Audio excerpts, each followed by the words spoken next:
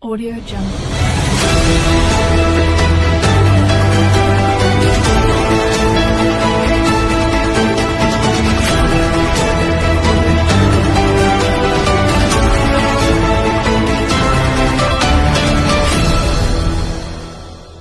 Audio Jungle.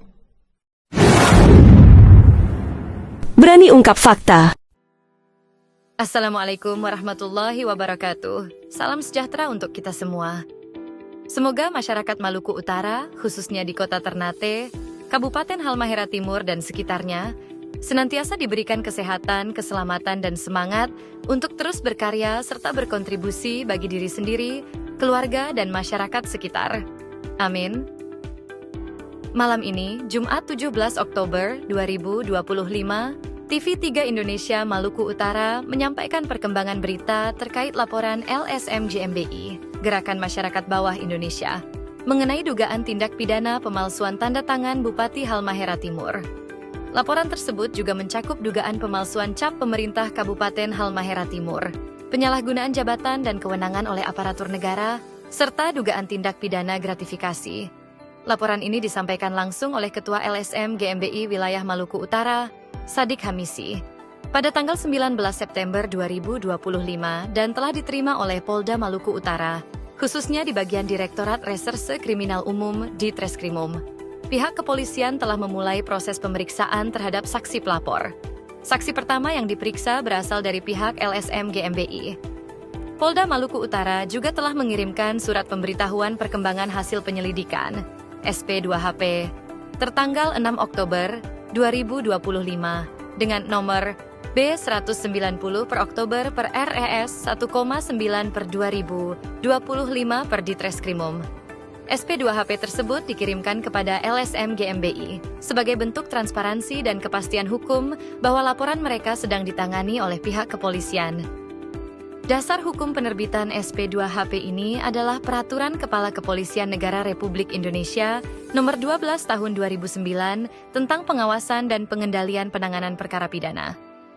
Peraturan ini bertujuan agar kepolisian dapat memberikan informasi perkembangan penyelidikan secara berkala kepada pelapor, sekaligus mewujudkan akuntabilitas dan transparansi dalam proses hukum.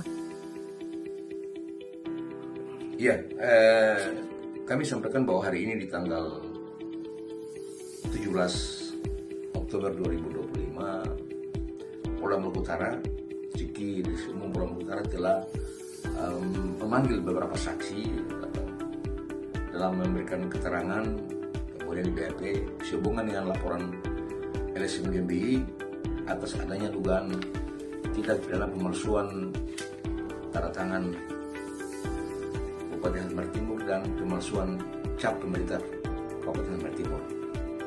Laporan ini kami sampaikan bahwa sehubungan dengan kami telah menerima SK pembentukan tim penyelesaian dan pemilahan Desa Baborino dan perusahaan Sambakita Sentosa, di mana Bupati telah membentuk tim penyelesaian. Oleh karena itu tim ini di SK-kan oleh Bupati.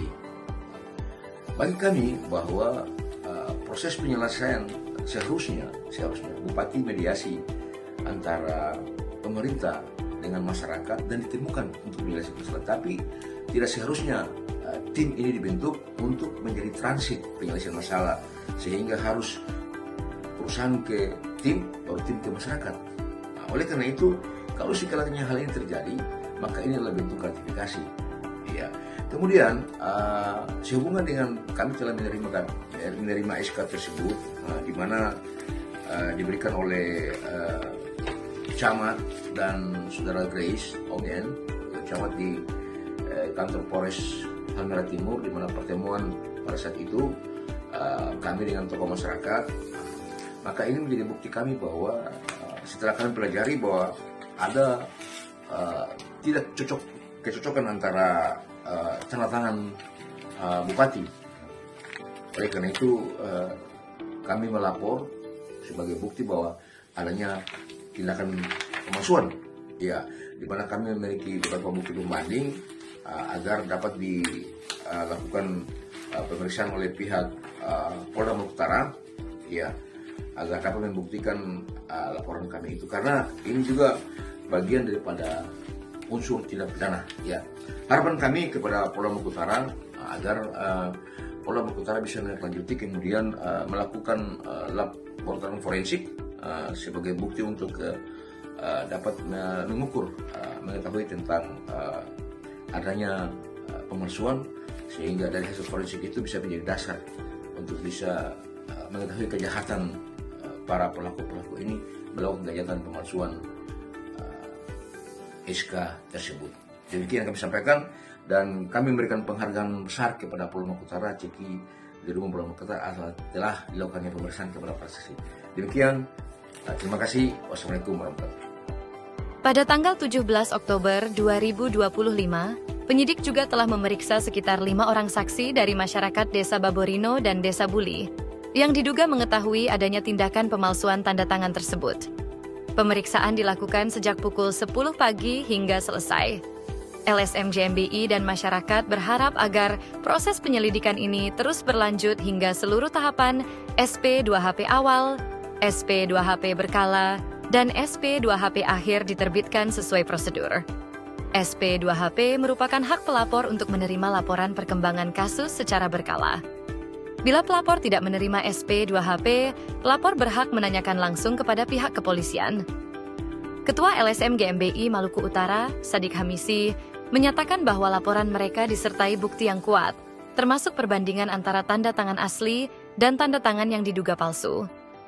Ia berharap agar barang bukti tersebut dapat dianalisis di laboratorium forensik untuk memastikan keabsahan tanda tangan dan memperkuat proses penegakan hukum. Menurutnya, pemeriksaan forensik akan membantu penyidik dalam mengungkap kebenaran suatu dokumen dengan membandingkan 2 atau lebih tanda tangan untuk menentukan kesamaan atau perbedaannya.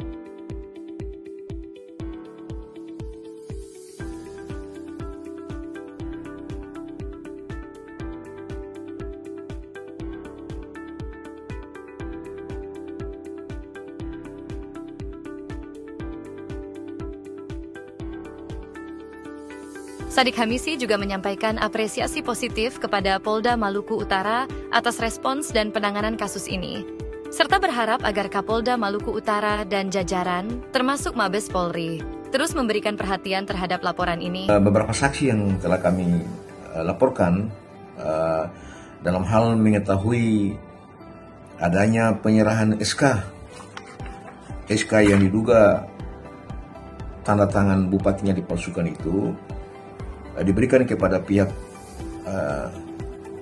kecamatan dan diserahkan oleh pihak Polsek di ruangan pertemuan pada saat audiens dengan PO Kapolres Halmahera Timur di Polres Halmahera Timur. Oleh karena itu, alhamdulillah saksi-saksi telah diperiksa oleh pihak Polda Maluku Utara di Umum Polda Maluku Utara tadi keseharian dari pagi sampai siang menjelang sore, dan alhamdulillah kami mendapat informasi bahwa pihak penyidik melakukan pemeriksaan dengan baik dan pelayanan cukup bagus, sehingga terjadinya pengambilan pemberian keterangan terhadap proses pelaporan LSM GMBI. Ya, oleh karena itu kami mohon kepada pihak penyidik Polda Maluku Utara, Ceki, pihak dari Umum Polda Maluku Utara dan para penyidik agar betul-betul bisa melakukan proporsional proses penyelidikan, proses pengambilan BAP dan bukti-bukti yang kami sampaikan. Di antaranya adalah pertama, kami telah melampirkan bukti. Ini adalah salah satu bukti yang kami menduga adalah tanda tangan palsu dan cap palsu yang di-scan. Ini bukti satu. Kemudian kami melampirkan juga bukti tandingan, ya. Di antaranya adalah ini bukti tandingan yang menyatakan bahwa kami punya bukti bupati punya tanda tangan asli, ya, yang benar-benar. Sama juga dengan bukti ketiga, tanda tangan bupati waktu kegiatan pertemuan di kantor Gubernur Maluku Utara dalam rangka rapat bersama Muspida Provinsi dan Muspida Kabupaten Kota membahas permasalahan ganti rugi lahan dengan pihak pemerintah daerah dan pihak SD sendiri yang dihadiri oleh Ibu Brili dan Ibu utusan dari STS Ibu Debbie Valentin. Oleh karena itu kita semua publik mengharapkan bahwa proses pengaduan LSM atas adanya pemalsuan tanda tangan bupati dan cap ini betul terbuka secara umum agar tahapan-tahapan penyelidikan itu diketahui oleh publik, terutama diketahui oleh kami sebagai pelapor LSM GMBI Provinsi Maluku Utara. Sukses buat Polda Maluku Utara agar bisa membuka kasus pemalsuan tanda tangan Bupati Halurat ini. Terima kasih. Itu infonya sudah diselesaikan, hanya sisa 7 bidang. 7 bidang ini saya mendapat info bahwa ini belum masuk ke dalam rencana pembangunan infrastruktur. Maka sebab itu terkait ini Bapak. Oke, siap. Jadi alasannya seperti itu. Mungkin bisa diklarifikasi lagi nanti sama pihak. Berarti 28 dari 21-nya kan sudah tinggal sisa ya. Sisa itu menurut perusahaan kan belum masuk ke situ areal. Bisa saya dapat klarifikasi ya? Ya, biar jelasin. Tidak akan ada rapat lagi nih. Jadi 28 bidang ini ada beberapa bidang yang masuk jalan poli dan ada beberapa bidang meskipun dia di luar area penambangan tetapi dia terdampak sedimentasi dan seterusnya. Mungkin lewatnya perusahaan masuk keluar. Nah, karena itu penting kita membentuk tim kecil untuk memastikan seluruhnya termasuk yang disampaikan. Apa betul 21 bidang yang dibayarkan itu buktinya di mana? Karena ada masyarakat, ketika kami mediasi, ada masyarakat yang mana KTP-nya ini? Ada masyarakat yang komplain bahwa yuk kasih di siapa? Karena itu penting kita tidak berdebat di sini, maka kementerian hasil BPN diganti dengan seluruh dokumen terhadap 28 bidang ini. Karena sepanjang itu tidak ada laporan terhadap 28 bidang ini, maka itu akan dilakukan tulis oleh LSM itu.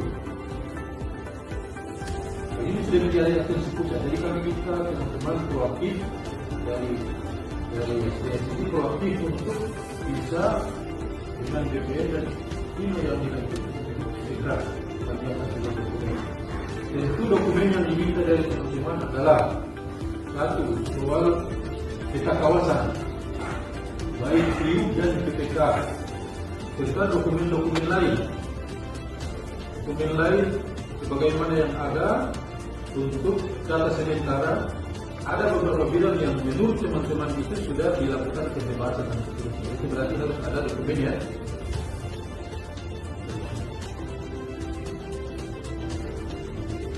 Itu yang pertama. Yang kedua, kami juga minta dukungan dari teman-teman terhadap nanti ada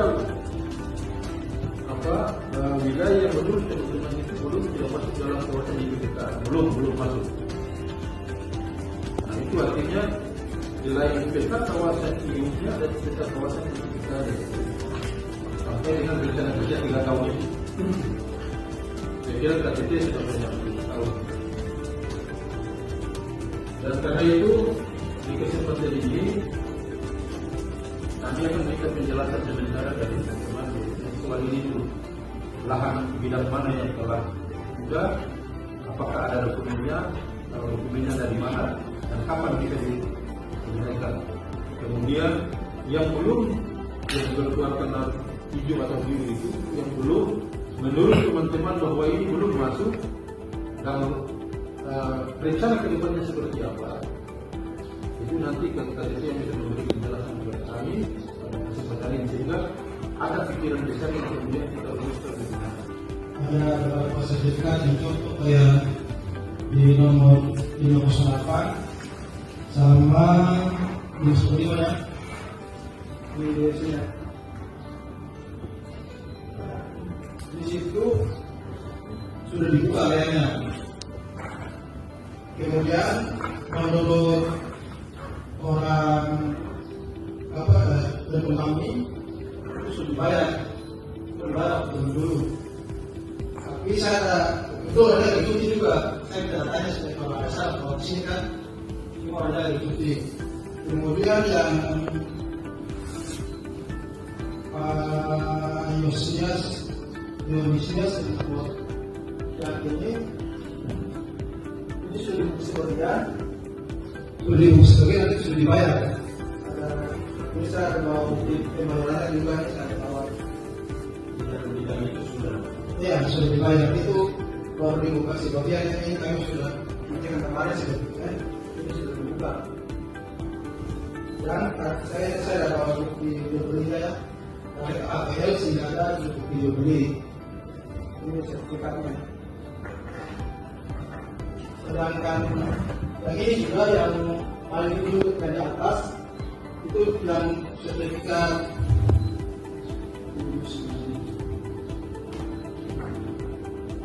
795 juga sudah dibuka, tapi itu sudah dibayar juga. Kemudian yang dibuka lagi yang ada di sini, ada sertifikat di sini. Ini sudah dibuka. Itu konfirmasinya sudah pernah dibayar dulu. Cuma kan zaman dulu belum ada sertifikat. Kemudian untuk yang jauh-jauh seperti yang di Sangga itu bukan perusahaan yang mudah, itu karena bencana alam. Bencana alam pas itu kabupaten juga ke arah kecamatan Mampatenda. Saat itu ada di sini ini belum dibuka, yang musim itu belum dibuka, karena tidak ada manfaat di situ, tidak ada manfaat. Sehingga kalau ada yang tidak manfaat otomatis perusahaan tidak bisa dapat kebebasan. Kami juga punya long term untuk rencana sampai 2027. Area ini kan tidak dapat sehingga sudah dimasukkan dalam rencana kebebasan. Kalau dalam area tersebut kalau masuk dalam rencana sampai 2027 maka dibebaskan, tapi kalau belum sampai maka tidak. Karena tidak semua area yang ada dalam hidup akan dibebaskan. Adapun area-area yang terdampak dengan aktivitas tambang masih kami usahakan atau bisa harga. Cuma kan ada beda, ada organisasi tambang. Jadi sebab mungkin yang setempat yang ada ini yang sudah ada yang sudah terbuka yang tadi dibuka 515. Demikian laporan berita kami malam ini. Atas perhatian pemirsa TV 3 Indonesia dimanapun berada, kami ucapkan terima kasih. Wassalamualaikum warahmatullahi wabarakatuh. Selamat malam.